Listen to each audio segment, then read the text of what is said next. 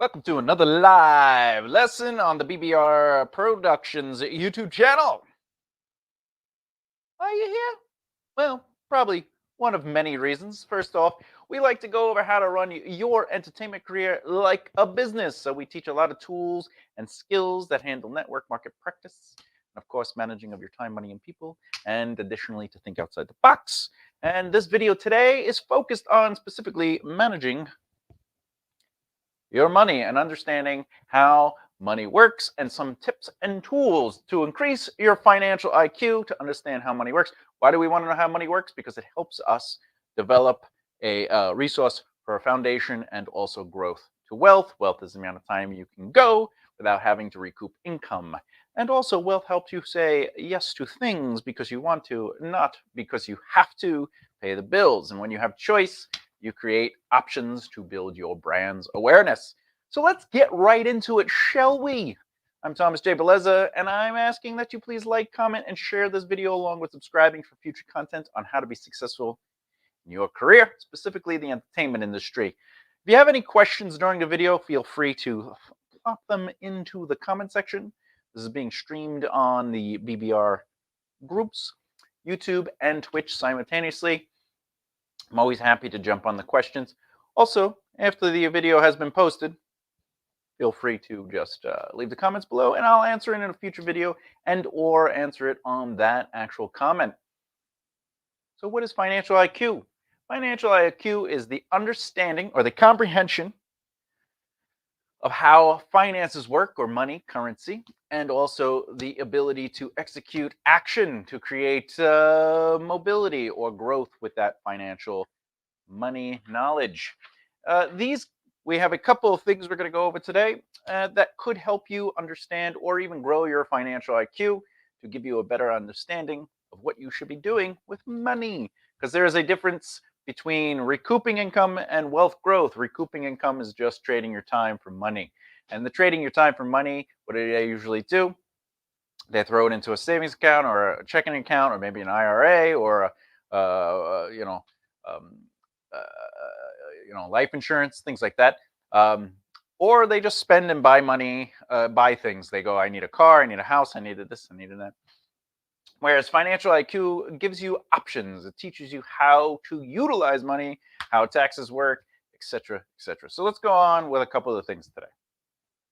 The first thing is you should read about personal finance. There's one of the great consistent advice, some of the greatest advice that's consistent in this world is about reading financial, but more importantly, reading. They tell you to read a book a week, a book a day if you can, etc., etc. The point is, you should dedicate 30 minutes a day to at least reading, either before bed or, if you're waiting for the bus, if you're still in school, maybe even like when you're on your break at lunch, eat a little bit, read a little bit, even if it's 10, 15 minutes. The point is, read to elevate. Robert Kiyosaki, Rich Dad, Poor Dad. That's an example of a book you should be reading. What it does is teaches you to change your brain, the mindsets between liabilities and assets, how money works, etc., etc., and that you ultimately can make money work for you 24 hours a day instead of you working only 8 to 12 hours a day, right? Now, the whole idea of his book is really to change your brain to say, hey, what are ways you can make money, instead of you going, how do I trade my time to make money? Because you're worth more than 10, 15, 20, even 30, $100 an hour. You're worth more than that. And when you recoup income, what you're doing is you're trading that time that you can't get back, and then you get that money, and then you're just basically paying bills. So wealth generation through financial IQ allows you to have opportunity to enjoy life, to do stuff, right? So learn to read as consistently as possible, even if it's 10 to 15 minutes a day. Even if you're reading 5 books at one time, do 10 minutes one day on this book, 10 minutes on that day. Another thing is take notes. And when you take these notes, or like if you don't want to go through the book, some people I know, they like tag a book, they highlight a book, but other people have a little bit more respect for books themselves. They have like a love for the book, right? Which is understandable. So take the notes outside the book and keep track of words, phrasings, things like that. So you can do what? Research that later to understand it more. Another thing you should do is track your net worth. Net is basically the money you've earned after expenses. And it's important to track your net worth because you can start seeing how your liabilities change over time and ultimately how much money you have in the bank. Most people, they have a card, they spend it, and that's it. Some people, they'll swipe the card, they'll get a receipt, and that's it. Then there are people who track they literally, whatever they spend, they put it in their phone, and that's it. The idea is that you should be tracking your net worth beyond just registering into your phone or keeping a receipt or, hey, I have it all in my bank statement anyway. The reason you keep track of your liabilities so you can see how much money is in the bank is you could start taking note. A liability, by the way, costs you to have, right? So if you're constantly spending money per month towards liabilities and you're not tracking it, you can't adjust it. And the reason we want to be aware of our money is because there are these common expenses, like our average expenses. For example, your electric will go up and down, right? So one month it might be $150, the next month it might be $120, depending if it's summer or winter. But if you look and one day your electric's $300, you should be going, wait, that's a red flag. I at least have to look into that instead of just being like, well, I'll just have it on auto pay, right? The idea is that you should just be focusing on your money in your bank and being aware of it. The more you're aware of your money, the more you can make choices and really focus on controlling the intake outtake. Which brings us to the third rule of increasing your financial IQ is be aware of your spending, the where and why money was spent. Now, this is a little different than tracking your net worth because your net worth is ultimately how much money you have altogether and what are your assets generating and how much are your liabilities costing. A liability would be a house you live in. An asset would be a house that makes you money. So you're either renting it or you're waiting for it to gain in value so you could sell it. There are only 8 assets you can invest in, by the way. We've talked about that in other videos. But to be aware of your spending, the where and why money was spent allows you to say, am I going over budget or under budget? What kind of columns or categories should I be focusing on? Where do I splurge and where needs a little extra money here and there, right? So having the mental capacity to put in some time to look at where you're spending money and why you're spending money gives you the power to say, hey, I may be spending too much money here. There was a time before I really started, like as I was younger, where I wasn't focusing on that. And then one day when I started focusing on it, I was like, wow, I do spend a lot of money. I mean, because look, imagine as an example, right? Let's say like I have a job, right? Let's say I have a job and I have to go to work, right? But I'm hungry. So on my way to work, I'll get a coffee. And the coffee's at Starbucks for $5. So here's my coffee. And maybe I want to get a sandwich. So maybe I just get an egg sandwich, right? So it's like $5. So coffee and eggs. And then I run to work. And then lunchtime comes and I didn't pack a lunch. Why? Because I want to get out of the office. I don't want to sit in the office. So I leave the office. And lunch is going to be anywhere from $7 to $10. So let's just say $10. So this is lunch. But you know what?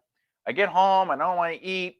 I mean, I don't want to cook. I just want to eat food. So I go get a meal. And it's dinner time. So you're going to spend another $10 to $15. You always put the most. All right? And that's dinner. Okay? So that's what? It's $30.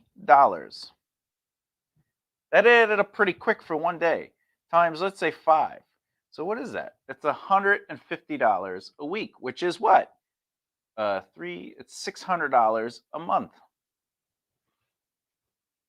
Now, if you're just spending $5, that's not a big deal. It's $5, right? Your brain buying a $5 cup of coffee, some lunch and dinner your brain doesn't see $600. your brain sees $5, and then you get the lunch, you go, it's only $10. And then you're like, look, it's convenient. It's convenient to just go get the food. I'm paying the $15 for convenience. So I don't have to clean dishes. I don't have to prep anything. I don't have to cook anything. I just get the food. It's convenient. But that convenience costs you $600 a month. That's insane. Now imagine you went out on Fridays and Saturdays, right? I could even go crazy with that, right? Fridays and Saturdays. How much is a beer nowadays, right? Let's say a beer is $5. You drink 5 beers in a night, and I don't even think that's possible, all right? So that's $15 plus the tip, right? So usually tip is $2, right, or $3 or whatever, you know. By the end of the night, I've seen people spend $200 on a Friday and $200 on a Saturday. It's $400. So we add that. Look at that. That's 6 and 4 is $1,000, and that's only if you went out one weekend. I know people, clients, that have spent $800 a month on Friday, Saturday. So if it's 2 and 2, that's 4. That's 2 weekends. So they work all week, and then once they have the money, they go out and they spend it. So be aware of your spending, because you could say to yourself, how about I'll just buy food for lunch, and then maybe on the weekends when I'm not working, or maybe on my day off, I set up my prep meals for dinner. So when I get home, I can just heat it up. And what that means is you're buying groceries, which means you're spending less money. If you're making your lunch, you're spending less money. And now you've earned the right to get this coffee eggs in the morning every morning. So you saved yourself money, because you saved yourself how much money? $25 every day, right? There you go. So 25, because now it's just 5, so that's 5 times 5 is 25. Now you're spending $100 a month. So you just saved yourself $500. That's insane, right? Okay. Another thing is, uh, uh, we have social anxieties, you know, and we have some people, we have this psychological block, this wall that says to us, um, I if I don't know something, I can't raise my hand. I feel weird just asking people, but people are out there, and you should be meeting with financial advisors and tax planners. Uh, you can meet with multiple accountants and talk with them and say, hey, this is what I would like to have happen in my life. What are your thoughts on that? And it's like you're interviewing them, because remember, you're hiring the accountant. You'd be hiring the financial advisor. So until they give you actual direction and work out your numbers, you usually don't have to pay them. And you could say, hey, I want to set up a meeting and sit down with you and talk to you and really feel out a relationship, a potential relationship. And I have some questions about what we could do together. And I was wondering if I could come in for just 15 minutes. But you can learn a lot from them in that 15 minutes. And if they end up being somebody you want to hire or work with, they're not as expensive as you think, especially in the long run. Because what are you doing here? You're learning about personal finance, and you're increasing your financial IQ. So it's worth the investment, because we're going to get to it. You want to invest in yourself. So you always want to be building your knowledge. And there are tips and strategies that you can apply to your life are valuable beyond just, I don't think, it's crazy the difference between the ignorance of finance and the just common knowledge versus the wealth brain, like most people can get a job and they don't realize they can create an S corp, and then when they have that job, they could have their EIN number be what's working at the job, and there's a tax break on that. Most people don't understand that you could create a company and just supply a service, right? Even if you have a day job, like, just learn how money works. Your financial IQ is the difference between, am I going to develop wealth, or am I going to continue to recoup money? You don't want to recoup money. You want to develop wealth. And if you're not aware of your spending, you can't create the budgets and stick to a budget. And if you can't stick to a budget, you're going to end up spending $600 a month on coffee, lunch, and dinner, Monday through Friday. You have to be aware to change it. All right. The next thing is invest in yourself. We want to invest in ourselves so we can learn skills and tools necessary to get the most out of our financial knowledge. All right. So our IQ is only useful if we have input. And financial IQ also means, just like a regular IQ, it's comprehension versus the speed at which one could basically utilize that information. And if your financial IQ is like, well, I got money, what do I do with it? I don't know what to do with it. You have a low IQ, you have a low financial IQ. But if money's coming in, right? Yeah, I could erase this since we already went over this. I'm sure you could pause the screen and take note of it. I'm kind of passionate about this stuff, so like I get a little rambly. I'm sure if you've watched the channel before, you've seen some of this. But look, when you get money, let's say you work $10 times. Let's say you got paid for 8 hours, even though you worked a 9-hour day. Right, equals $80. Let's say times 5 equals what? How much is that? What's 5 times 8? Come on. No? No one? No one? All right. We'll just say it's 400 then. We'll just say it's 400. How do you figure that out quick, by the way? Do you know how to do that quick? I don't know.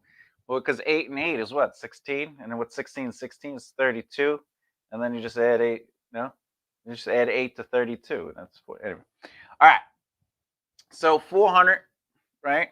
And then 400 times 4 weeks equals what? No? Anybody? 1,600? 1,600 a month. Okay. So this is what you make if you work a job. This is not including taking out your expenses, which is 30%. All right. So what's 10% of 1,600? 160. Right. Right. 10% is 100. Am I the only one? So 160. Boom. 480. 480. All right. So out of the 1,600 minus is it 480?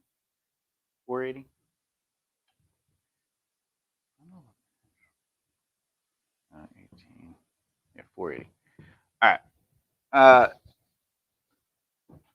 You have the remainder out of that, okay? Okay. So this is the crazy part, okay? This is 0, 2, 1, 1. Okay. So now you're left with 1120. That's it, right?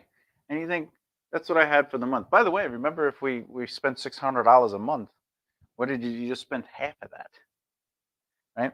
But if you don't have financial IQ, when you get this 1120, the only thing you could think to do is what? Well, you have a couple things. Spend it, spend, save, right? This is for someone that doesn't have financial IQ. This is just, what do? They spend it, they save it, they put it into their checking account, right? Okay, and they pay bills. Okay, spending and paying bills are different. Paying bills is like you have, these are your expenses that these are your non-variables. Spending is a variable. Spending is like, hey, I want to buy some shoes today, or this spending would be like buying your lunches and stuff like that.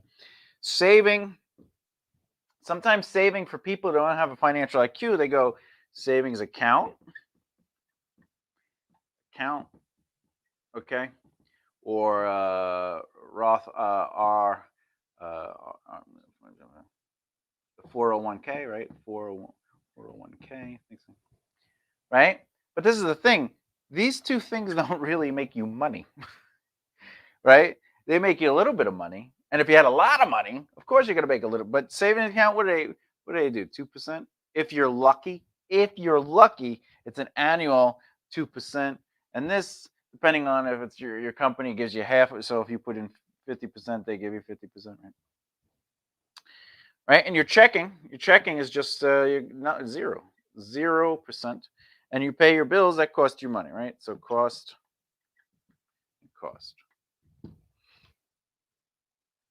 This is what the normal brain would look like if you didn't have financial IQ. I get the money in, right? Which turns out to be about 11.20 a month, which I know that's really not a livable wage, but I'm just for ease of math. Okay? And your four options are spend, save, checking, or paying. But savings, this is the problem. The idea of savings is only savings account or a 401k. Maybe you're slightly advanced and you say, let me put into the stock market. Okay? The problem is, though, people go, stock market's too much of a risk. All right? But wealthy brains know how to make it so they can afford to invest in the stock market. And then you pay your bills, right? The thing is, right off the bat, we should be getting rid of this spending, because if you can't, there's no way you can afford to spend out that. And what you have to do is you have to start creating sacrifice, right? And this is part of the secret. This is part of the secret of wealth growth and wealth financial IQ. Is as you're developing your financial IQ, you realize what you have to really do is sacrifice. Sacrifice. Okay? And what you're sacrificing is your wants. You have these wants and desires. I want to buy these things. I want to spend. I want to buy lunch, breakfast, lunch, and dinner. I want to do all that, right? Instead of saying, how do I bring it down to where my expenses are really low? Now, other people might say, I need to work more. If I work more hours, because I only get 10 an hour. So if I'm only working 80 hours a week and I'm bringing home 400, maybe I should work 100 hours a week.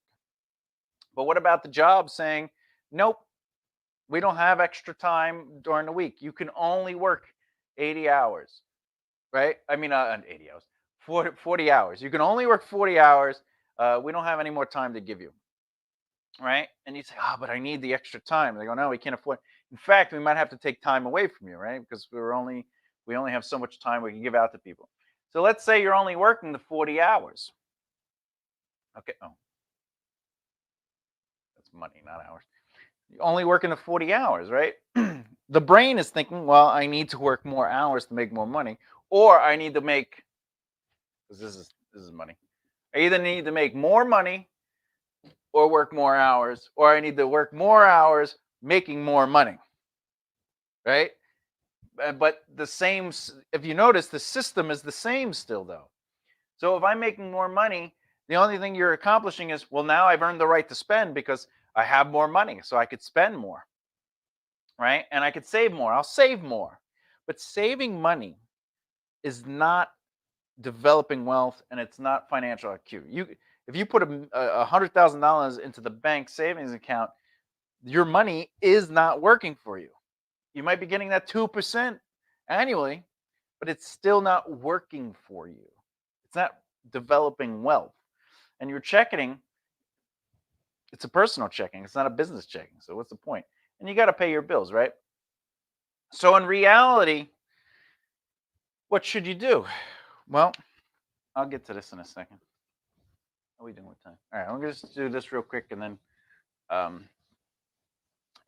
we'll go over the last two things. All right, what you should be doing, okay, right off the bat, is budget. Budget. And again, you don't think, well, I don't make enough money to budget. Budget is what you can afford and affording at that, so you can, at the end of the month, have a surplus. So if you're not making enough money to afford your bills, you got to cut things down. And it's like, well, I already live on ramen noodles and nothing else. This is when you got to say, well, maybe I should go back home, ask my parents if I could live with them again. This is where you say, maybe I should get a second job. And I know just a moment ago I said you got to work more hours. That's bad thinking. But what you're doing is you're sacrificing your time so you could start budgeting and creating a surplus, so you could take that surplus, right? And you want to put it into a financial foundation. So you create an S corp,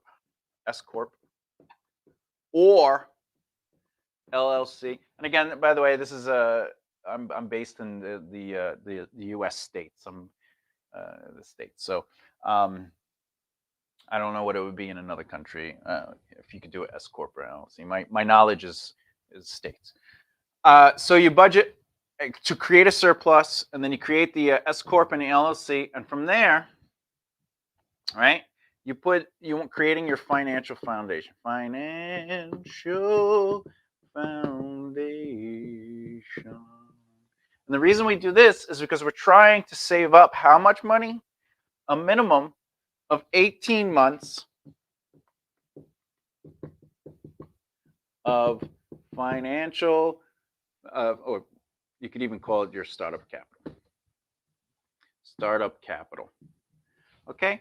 And now this is where you get to start, because now you have the wealth of 18 months. So you sacrificed. I did it when I was younger. I was like, I need to save. So I worked 3 jobs. I've talked about this story before, for a year. And after a year, I quit all the jobs and I was able to focus on my music career. And I started making money in the music career. But I had money to live on. So I could do what? Invest into my business, which was my music career. I just wanted to do music.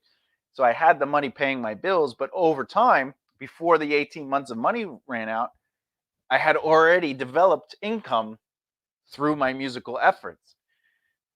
And the thing is, as long as I have 6 months in my foundation, right? Every dollar I did earn, okay? All money earned, okay? Over my 6-month safety net, okay, I divided into the 60-40 split. And this is where I wasn't necessarily wealthy. I was building my career as an entertainer, and my 18 months were surviving me. And as long as I had 6 months in that foundation, this 60-40% allowed me to organize my money to start developing money I could work with, because I would put money into security, right? Growth and dream. Okay. And I also had an emergency fund. So if, let's say I made $100, right? What I would do is I would put $40 back into my foundation, okay? And then the other 60% or $60, I would put into my security, growth, and dream. So whatever it is, it would be 15, 15, 15, and 15, right? So that's 30, 60. Okay. So it doesn't seem like a lot. You're like, $15. But what did I just do? I'm still sacrificing. I'm not going, well, I have 18 months, so any money I make, I could just spend it. I'm saying, no, I did this so any money I bring in, I'm still fueling my foundation. I'm still making sure money is going to my foundation. But then I'm also fueling my 3 needs of purpose, which is security, growth, and dream. And I'm making sure that I also have a fallback plan, right? The security is money that if I ever go dead broke, I have this account allocating money. The growth is my investment money, where once it hits $50 or $100, I could start putting money towards the stock market, which is a whole other video. And then the dream account is my reward. So whenever I want to reward myself, like for example, if I did want to buy breakfast, lunch, and dinner, if I had the money in my dream account, I've earned the right to buy it. And this money is over your foundational money. Your foundation affords your overhead. Okay, this is the money that pays for your life. And this is the money that you've earned over your overhead. And you're starting to get it to do something for you. Now, obviously, security, you could do a lot of things with it. Security, you might put into the 401k, or you might put into a long form stock, or you might put into a CD, right? But the growth is where, as you start developing assets, which again is a whole other episode lesson. You can take the winnings or the earnings from those assets and then just do the 60/40. So let's say at the end of the month, and say I invest money, right? And I'm making 10% of my, because I took $100 and I turned it into $1,600 in less than a couple months. Just casually swing trading. Uh, and you take that money and you just go, oh, let me just do the 64. I'll take 60% out and I'll put that back into this, and then I'll take the 40, right? But the other thing is, like, let's say you did invest in the stock market and your stock market pool is $1,000, okay? And you're like, well, I don't want to take away everything. The thing is, any money that you take out of your investment pool gets thrown into the 60/40 split if you have your 6 month safety net. So you don't have to take this $1,000 out if it's in your investing pool, like your stocks. Like, I didn't take that $1,600 and divide it 60/40. No, because it was still using it. You know what I'm saying? Like, I wasn't even touching my dream, because the money I had in my broker's account it was established. But I did make a rule, right? So, like I said, I had $100. I put it into my account. That $100 I took out, and that $100 I did the 60/40 split. So even though it was originally allocated to my growth, it now did its job and made me money. So now I put $40 into there and $60 into these, right? And now I had the other money that was already making me money. So now anything I made or lost was extra money. It was free money. So it takes away the stress because I don't need that money now. Anyway, I could go on and on about this, but let's finish increasing your financial IQ so you could start understanding how this works. Okay. So network. The reason we network, we talk about that all the time, right? Network, market, practice, right? That's how you find success. But networking allows you to put your finger on the pulse. And what that means is, if your friends, if you're surrounding yourself, because remember, the 5 people you surround yourself with become the world you live in. If you want to be a successful musician, hang out with successful musicians. If you want to be wealthy, hang out with wealthy people. If you want to start learning more about stocks or other assets, hang out with people in that field. So you around people that are always like, hey, I heard about this stock, or I've been investing in the stock, or I've been looking into this stock and I found this information. If the friends you surround yourself with are investing in the assets, but they're keeping their mouths closed and they don't want to talk to you about it, and they're just being sneaky, or they just don't give a crap about your life, they don't care about your success. If they are doing the research and they're learning about something that could potentially help you, but they're not helping you, they're not there in your life for your best interest. They don't care about you. They're just waiting for you to have a resource that they could exploit. So you have to, like, create boundaries and start keeping people out of your lives, right? But the people in your life, right, if they're finding opportunity and they're your friends, they should be elevating you, because your circle of influence should be elevating one another, right? So it's important to network and know what the value of your circle is. So don't deal with people that are investing and they're just like, shh, and they just keep, and oh, hey, look, I've been looking into this investment or this stock or this or that, just to be like, hey, you should look into this, right? But that's the reason also, for real estate or any other thing. Right. And then finally, focus on what you can control. This is an important thing too, right? You can't control the stock market, but you can control how much you invest in the stock market. The stock market's bullish. Oh no, it's bearish. We should be focusing on options. Options seem to be doing good right now. No. Let's just set swing trade, right? No. Long-term event. Just put everything into Amazon. No. Bitcoin. You can't control the value of the stock market, but you can control how much money you invest and how much money you don't.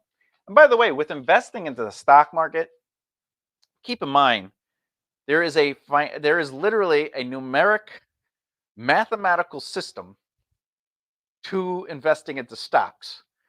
And all you have to do is follow the system, which is, by the way, we'll finish after this. This is really quick. This is just a quick tip. I'm not going to go into the whole formula, but it's a quick tip, right? Like, you should be looking at your stock investments like all right. Right, they say stock is down, right? And then you should buy. No, you don't buy when the stock is down. You watch a stock, that is going down. And then there's a rule: if it rises to point X, right? Now you buy. Now, this is where emotions versus logic hit in. If and when you buy, right? If it decreases X threshold, okay, you sell, okay, and you accept the loss. But the reason you sell is because if it's dropping, okay, and you're like, oh, I'll just sell it because it hit the threshold, and there's only so much I'm willing to lose, I will sell. But if it turns around and rises to the point of X, you can buy it back. But because it went lower, it changes the formula of X. And now, based on the formula, that X would be a different number to buy at, okay, or a percentage, okay? The other thing is, if it increases, right, 2X, sell. This is the thing with investing, right? Some people, they invest in a stock and it just keeps going up. And they're like, oh, I'm going to hold it. And then you go to sleep, you wake up in the morning, and it goes down. The thing is, your job in investing in the beginning, not long-term, not creating a massive portfolio. In the beginning, when you're trying to increase your funds, if you're trying to do, this is a swing trade thing, right? Your goal is to make 10% a week. That means if I invest $100 and I make $10 at the end of the week on Friday, okay, I just did very well at the stock market game. And other people think, well, if I invest 100, I want to make 1,000 by Friday. That's emotional. Because what happens now, next week, I have $110 and I want to get 10%, which means if I make $11, now I add that $11 to this, now I'm at $121, which means if I make $12.10, I win. And then we put that 12 here, and look, now you have $133. What's 10% of $133? Right? What is it? You got it. $13.30. And then you add that. And you'll just keep adding your money. And over time, you will have plenty of money. Because it's not about getting the money right away. It's about getting your money to work with you. And you just keep compounding your earnings. The other thing is, even that $100, you might have weeks where you make back 12 to 25%. And no bank in the world is going to give you a savings account that is doing that. That's the value of that. But that's all another video. So just remember, focus on what you can control. And in the stock market, you can't control the stock market, but you can control how much money you invest. You can control when and where you sell, and you should just be aware of that. Anyway, all right, so that's about it. Please like, comment, and share the video along with subscribing for future content on how to be successful in entertainment. And remember, the reason we share this content is because it is free for you to learn, so you could elevate your mind, and you want to elevate the people around you, because by elevating others, you get to work, grow, and rise together. Remember, be good to one another, and peace and harmony, everyone. I'll see you next time, Monday through Friday, 4:30s. Be good.